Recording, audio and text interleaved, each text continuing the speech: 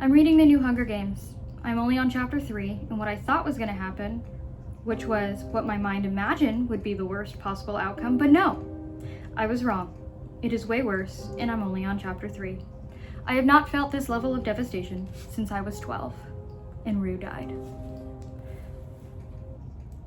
So if that's not the best intro to a book you've ever heard, I don't know what to tell ya.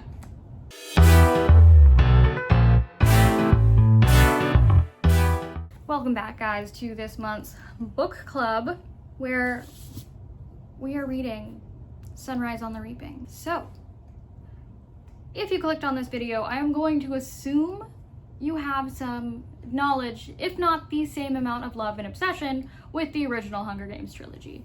That being said, there are going to be some spoilers. If you can spoil a book in which you already know the ending if you read the previous 3 books. I digress. So, Sunrise on the Reaping is no other than Haymitch's story in his games. And believe it or not, this may be a controversial thing to say. This might take the crown of my favorite Hunger Games book yet, which is currently Catching Fire, which I don't feel like is that uncommon of a take. But oh my God, listen. Suzanne Collins, if you are watching this and if you are out there, you broke my heart when I was 12, and apparently 12 years later, you broke my heart again at 24. So thank you for that. But also, can we not get more and more heartbreaking and devastating in the next book? Because I don't know if I can handle that. I think I maybe just got over Rue's death maybe last month. And this might take me a solid 5 years in a session in therapy every 2 days to get over the events in this one. But in all seriousness, this book is incredible. Devastating, heartbreaking, genuinely, utterly, flabbergastingly, if that's a word, destruction and destroys your heart. There's really no easy way to put that. This is not a happy-go-lucky read. No. This is the book you read when you need to be so sad that your eyes can't even produce tears because the events in this book are so awful and horrific that your brain doesn't even have time to catch up to produce tears out of your tear ducts. But I mean that in a good way. I don't know if I'm selling this book as well as I need to. But those of you who have read the original trilogy know where I'm going with this. The details in this book and how they relate to the rest of the 3 books. I mean, come on.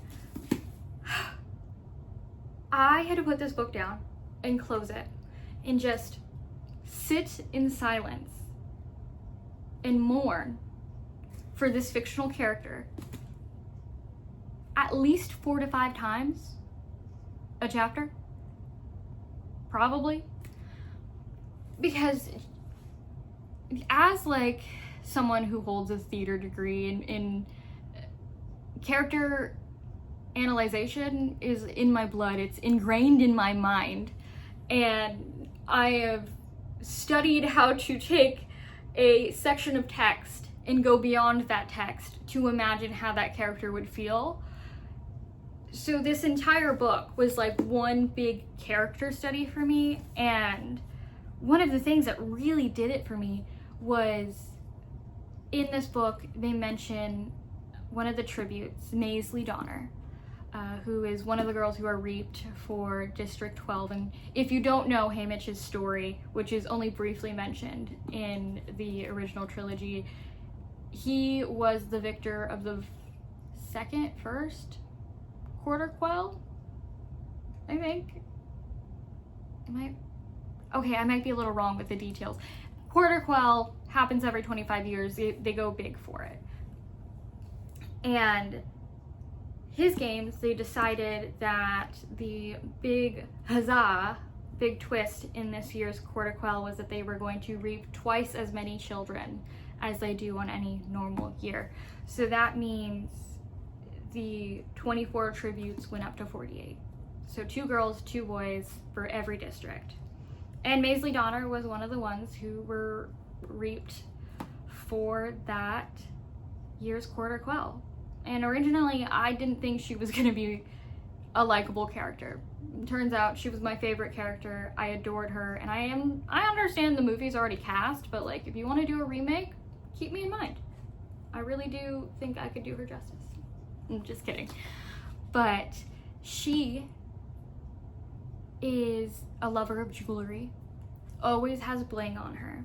And in Haymitch's internal monologue, he mentions how Maisley was given a pin, a gold pin with, you guessed it, a Mockingjay.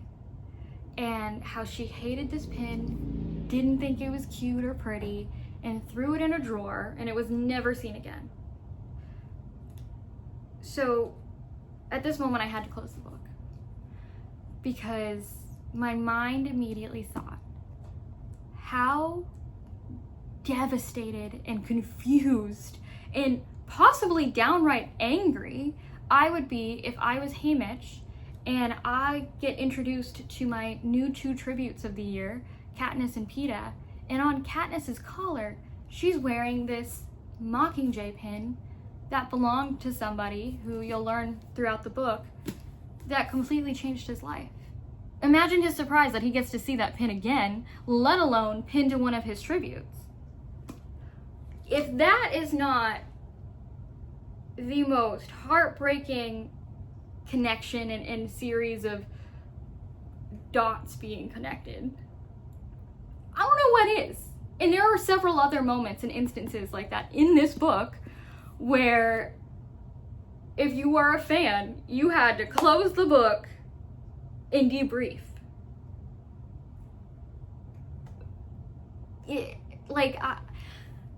I hate to keep bringing it back to, you know, my theater degree and what I studied, but as someone who studied plays and literature and characters most of all,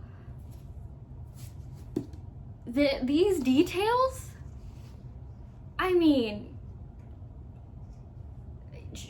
earth-shattering and as well as just overwhelmingly emotional and melancholy, but in the best way, like a sad Taylor Swift song, you know. Is it gonna make you cry? 100%. Are you gonna have it on repeat more than once? Yes. But that being said, some of the highlights of this book was just the initial understanding that you get to learn about this character who was always one of my favorites in the original trilogy, but we didn't know why he was the way that he was beyond that something horrific happened in his games. And not to mention, you find out, and it's never said, but it's implied, that Haymitch's best friend is actually Katniss's dad. So that adds to another layer of Haymitch's anger and devastation, because here he is seeing this girl who's wearing a pin that belonged to his best ally in his games that he couldn't save. And not only is she wearing the pin, but the girl who was wearing the pin is the daughter of his best friend. Point blank, that makes the original trilogy just that much more powerful, because the internal turmoil you would feel as Haymitch, and not to mention hopelessness, because here you are witnessing another repeat of events.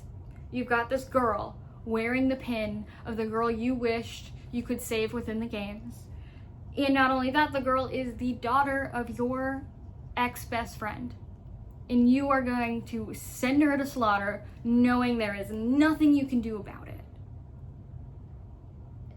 That alone brings so much depth to this character, and that's only, 3 chapters in to this book?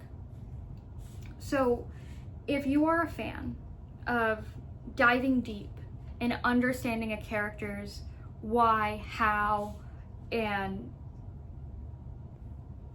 psyche, essentially, not only will you love this book, but you're gonna want to go and reread the other three. And there's just so many characters that we interact with in the original trilogy that are also mentioned in here, and I'm not going to go into any more spoilers, that bring so much more understanding to what happens and what I feel in Catching Fire. It kind of completely shifts the way you'll view that book. But with that, I will see you guys next month for our other book club. Feel free, if you liked this style of video, to go check out Nina and Lexi's. They chose different books, they have different styles. If you watched if you watched Lexi's first video, you'll see like a little cut in about how I am primarily the romance reader, and that's kind of my vibe, that's where I am. Nina loves all things fantasy and contemporary literature. And then you've got Lexi, who is your nonfiction queen and loves contemporary fiction and all that jazz. So if that sounds like something you would like to watch, feel free to click on our channel and you'll find more videos like that. Thank you guys for watching, and I will see you next month. Bye.